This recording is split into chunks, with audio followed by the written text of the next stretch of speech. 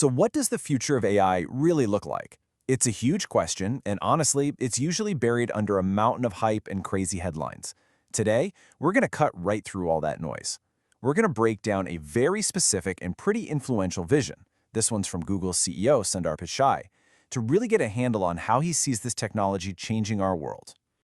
You know, to understand a vision for the future, sometimes you have to look back. In Pichai, he doesn't start with algorithms or data centers. Nope.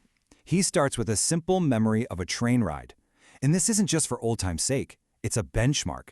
It grounds this incredibly high-tech story in a very real, very human experience.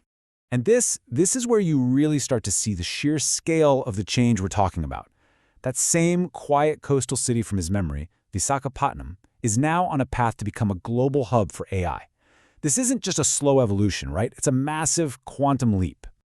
And a leap like that doesn't just happen by accident. It is powered by absolutely massive investment. We are talking $15 billion for infrastructure in India alone. I mean, that number, it really puts the ambition into perspective. This is about building the actual physical foundation for a completely digital future. Okay, so that really sets the stage. Here's our game plan for how we're going to unpack this whole vision. We'll look at what he calls the Great Platform Shift, and then we're going to dive into his three big pillars: pursuing AI boldly, approaching it responsibly, and the need to work together. And then we'll wrap up by looking at the work that's ahead of us. Let's jump in. So, what's the core idea here? Pichai's point is that AI isn't just another cool app on your phone. Oh no, it is something way, way more fundamental. And here it is. This is the crucial point. He calls it the biggest platform shift of our lifetimes. Think about that for a second. What does platform shift even mean? Well, think about the internet or mobile phones. They didn't just give us a few new gadgets. They changed everything about how we live, work, and connect. That's the scale he's talking about. But, and this is a big but, notice that warning at the end. This incredible future isn't a sure thing. It's going to take real, deliberate, focused effort to get it right. So, how do we get it right? Well, the first pillar is all about ambition. It's about using AI not just for convenience, but to go after humanity's biggest, toughest problems.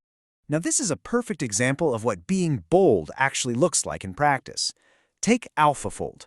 For 50 years, figuring out how proteins fold was this grand challenge in biology.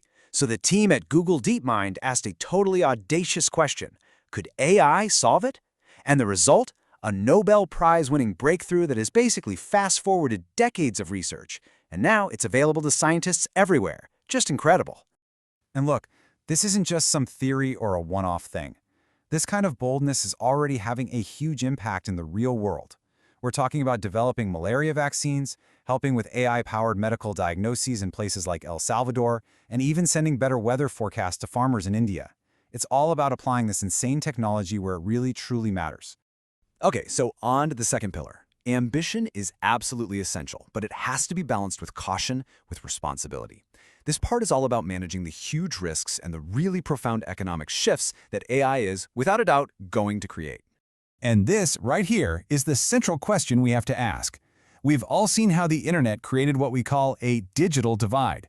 The challenge now is to make sure AI becomes a tool that closes gaps, not one that creates an even deeper, more permanent AI divide. A huge piece of that responsibility puzzle is figuring out the future of work. Look, AI is definitely going to change the workforce, but it's not just about automating old jobs. I mean, think about it. 20 years ago, if you told someone your job was professional YouTube creator, they would have thought you were crazy. AI is going to create whole new careers that we can't even imagine right now. So what does a framework for that actually look like? Well, it means pouring money into the core infrastructure, things like subsea cables. It means a massive commitment to reskilling people, trading $100 million in digital skills and offering new AI certificates. And maybe most importantly, it means building public trust with tools like SynthID, which can help us tell if a picture or video we see online is real or AI generated.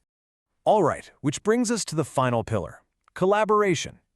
The idea here is really simple, but also really hard. No single company, no single government, no one group can manage this massive shift alone. It has to be a coordinated effort from everyone. And for this to actually work, this entire ecosystem has to be in sync.